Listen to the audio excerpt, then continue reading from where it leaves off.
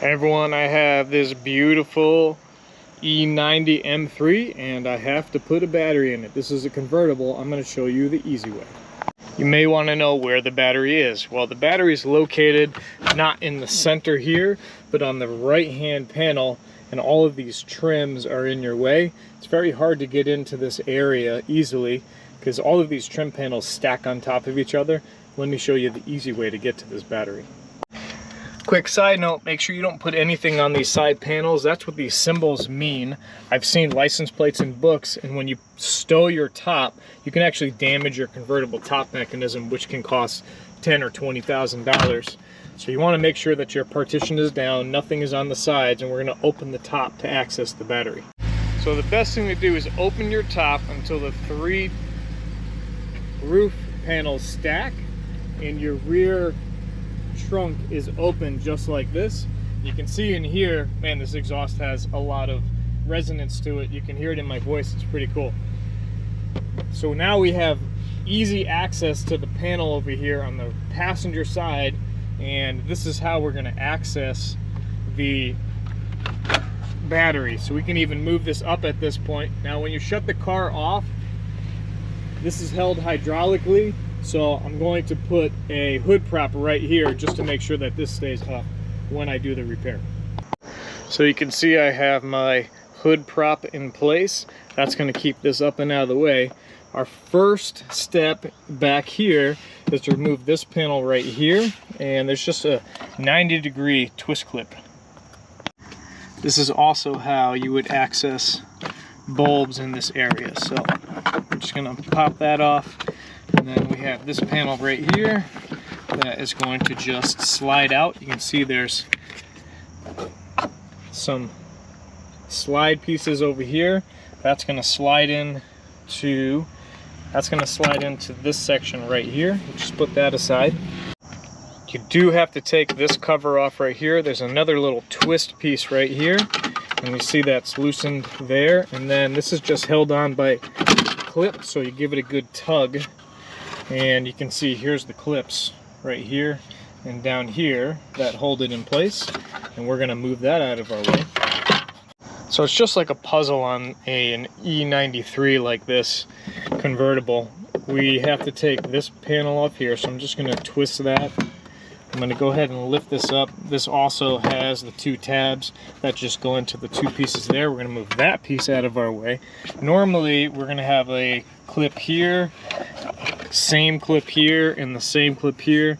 This one only has 1, so that makes my job a little bit easier. We do have another clip here, so we're going to take, and of course the 2 here. So we're going to take this panel off next. Get the one here. This is also just a 90-degree clip for that one. We have these right here, which are also just twist to lock clips, and you just take them out.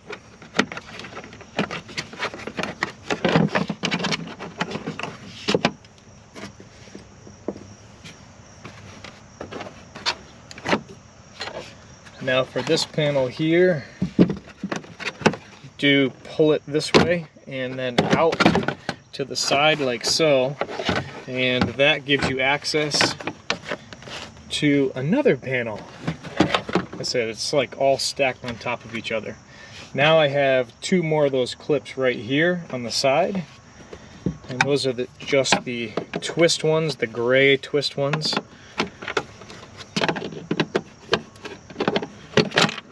Go. That's 1, and there's 2. Okay, and then we're going to remove this piece here, and we can finally have access to the battery. You always want to disconnect the negative cable first. This is also your intelligent battery sensor, which is routed right to a nut over there. So we're going to take that out and just move that out of the way, because we got to lift this heavy battery out of here and we don't want to catch any wiring. And yeah, we'll just tuck that over here.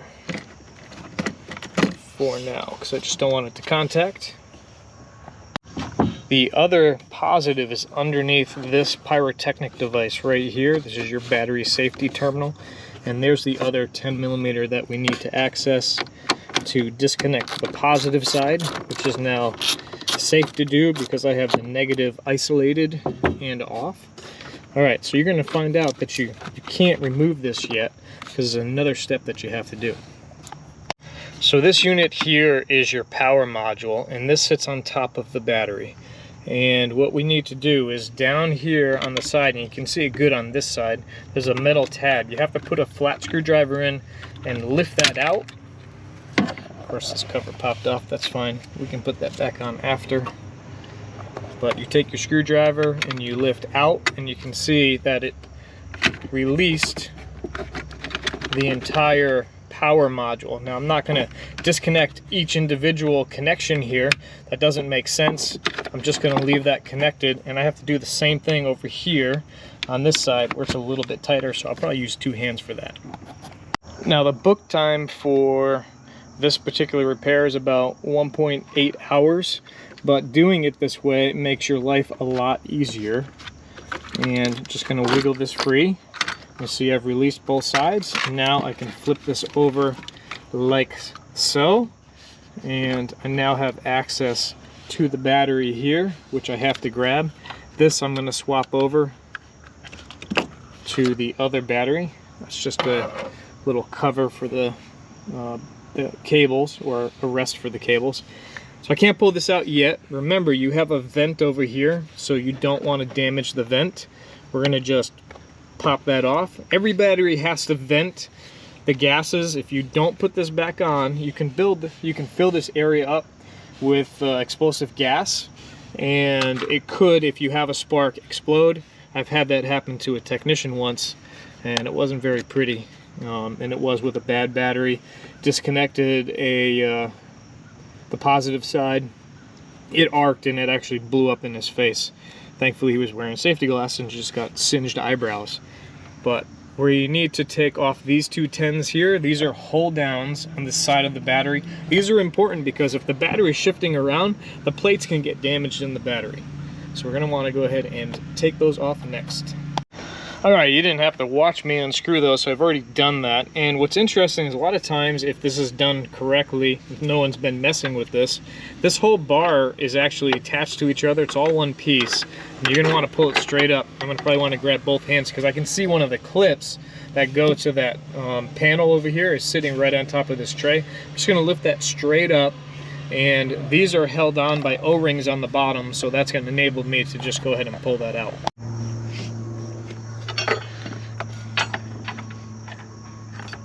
Don't drop the clip. I can see it right there. If I only had one more hand. Got it. Alright, so I'm going to just pull that out that way. I mean, technically I don't need to take this all the way out, which maybe I will just leave it on the side over here because it is kind of a pain. Let me put that there. But I'm ready to go ahead and lift the battery out. Just have to make sure this gets back in the same location. Let's see if I can sneak this out. Oop, I just lost the O-ring. So the O-ring came off the bottom, that's fine. As long as I don't lose it when I go back on. Let's pull the battery out.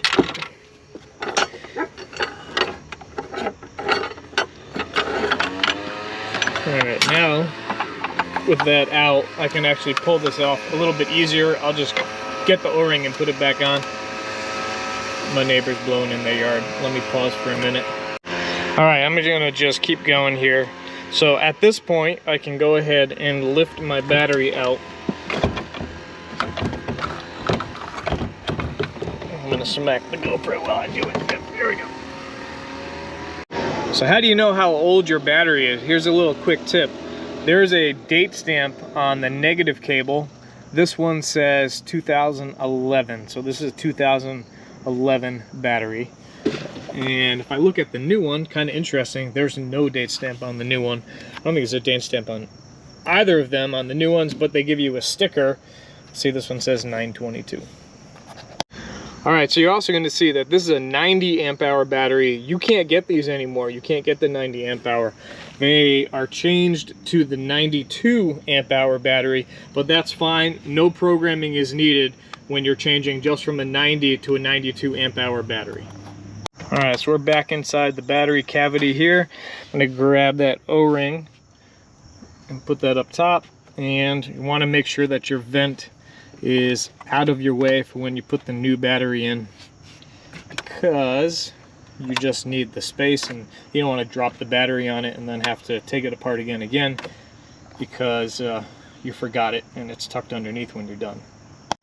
All right, lower the battery in place, put your handles down, grab your vent, make sure it's tucked all the way towards the outside of the car, and make sure, number one step before you do anything, put the vent on. There's a little hole on the side of the battery, and that just pushes into that like so.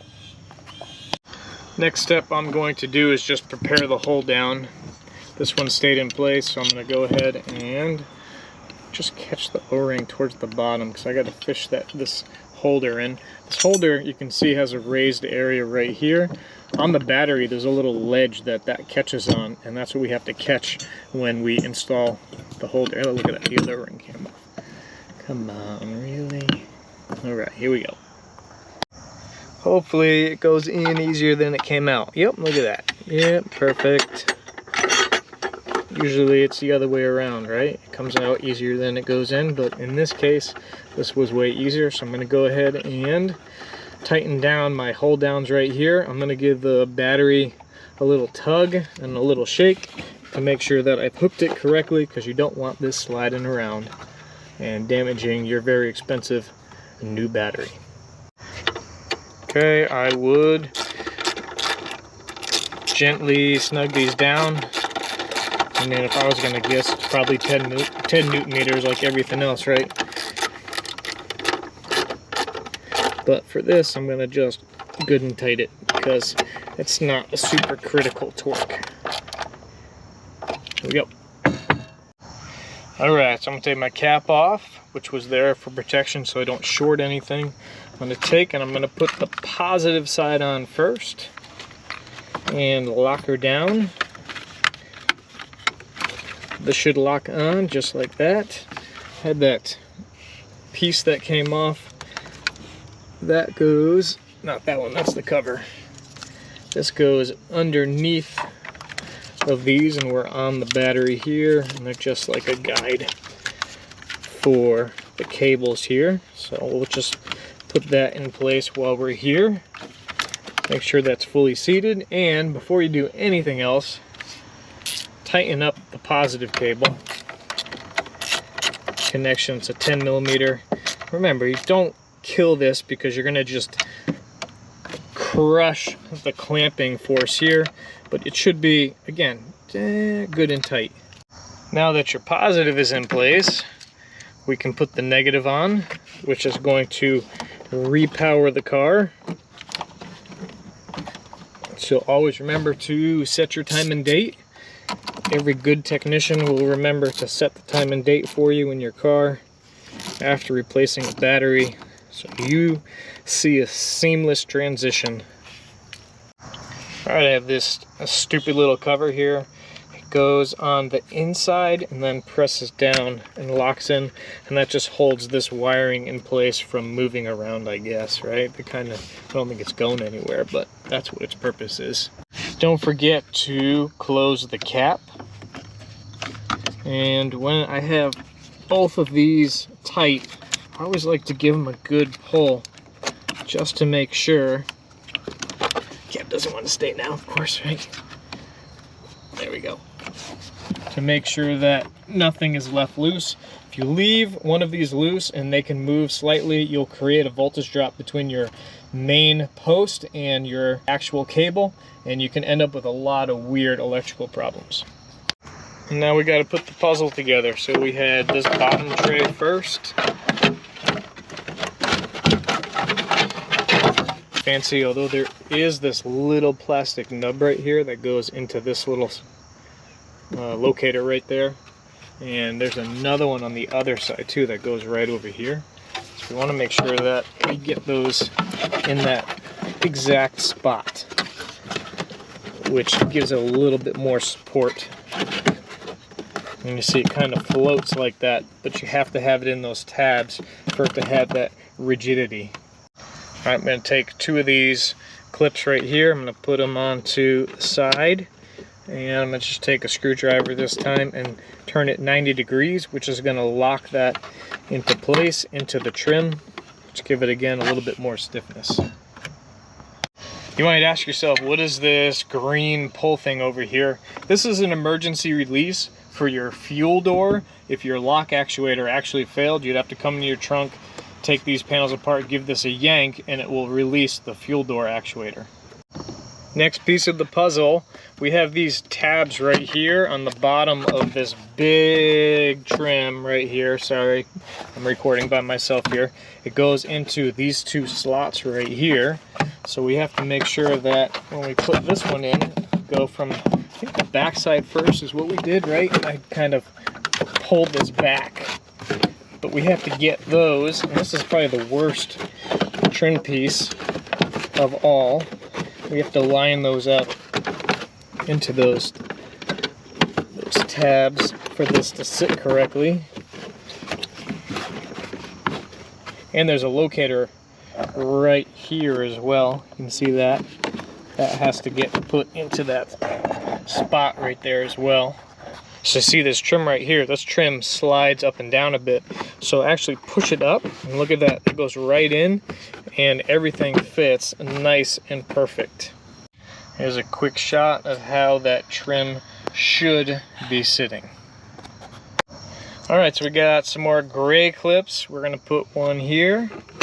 And this is the best way to replace this battery. It is so hard to do it when you're stuffed inside the trunk. Hopefully your convertible works if you have a convertible. Although if this, I mean, all these panels here are only on a convertible. So if you're watching this video, hopefully it's a convertible you're dealing with. And then I have another one here. I'm going to put that one there. Otherwise, an E90 is a lot easier. You have less panels to take out, but that power module is the same procedure. So that's all set. I have these guys right here, and I found an extra one, so I'm going to use an extra one. And just go ahead, and these are push clips, so if you catch them right, they will lock. But if they're loose, do the same thing, and you can do a 90-degree twist to lock them into place. The next panel we took off was the warning panel of not putting something there. I'm going to go ahead and just slide that in and drop it down, and I can actually twist that and lock that by hand. Next step of the puzzle is this piece right here. Remember, this was just a press-in piece, although there is another locator tab right here on the end. So you have to make sure that you line up that tab. When you're going back in, you'll feel it drop in. Give that a good tap, and then this is another one of those 90-degree pressure clips. You'll know if it's in because it will catch and be solid and not loose anymore like that. And we're almost done. So we have our last piece right here. Remember, we have the sliders, so that's going to slide in place. And it's going to line up with your locator for your clip. Just right there. Put your 90-degree in and lock it in. And there we go. The puzzle is complete and the battery is installed. A couple more steps to do though. Remove the hood prop carefully because you might have lost hydraulic pressure. I'm going to go ahead and put that down, and now I'm going to run the convertible top close with the switch. I do like to have the engine running. And you might see this flashing red because it doesn't know its position. But now I can go ahead and continue the movement, and I'm going to go ahead and run the closing, and my roof panels are going to come over and drop down, and I'm going to to go all the way to completion until my windows start going up, and then I know I'm closed. We're going to want to reset the date and time. We're going to go to, I always go to vehicle info. We want to go to settings, and then we want to go to time and date, and now we can set our time and our date. Now, we didn't have to do it on this car, but a lot of times on other cars you might have a ABS warning, and what you do is sweep the steering wheel all the way left, sweep it all the way right, and back to center, and that can calibrate the steering angle sensor after a battery replacement. So how easy was that? That was the best way on a convertible E93 to replace a battery, just by putting the convertible top in the right spot. Now you should register the battery if you have a scan tool that can. This ANCEL BD300, and one I did show you how to register a battery using this on another video, but we're going to do it now as well. And this is just a little OBD2 port, and then it uses your phone as the device. Let's go pop that in and register this battery. And where's the OBD2 port? Oh wait, OBD2. Just kidding, I know where it was. Alright, we'll pop that in, pull up my app. Alright, let me show you the path to register the battery. We want to go under diagnosis, we want to go under battery management, and we want to select the engine control module and let that read. Make sure the key is on to the point where all of your cluster lights are on.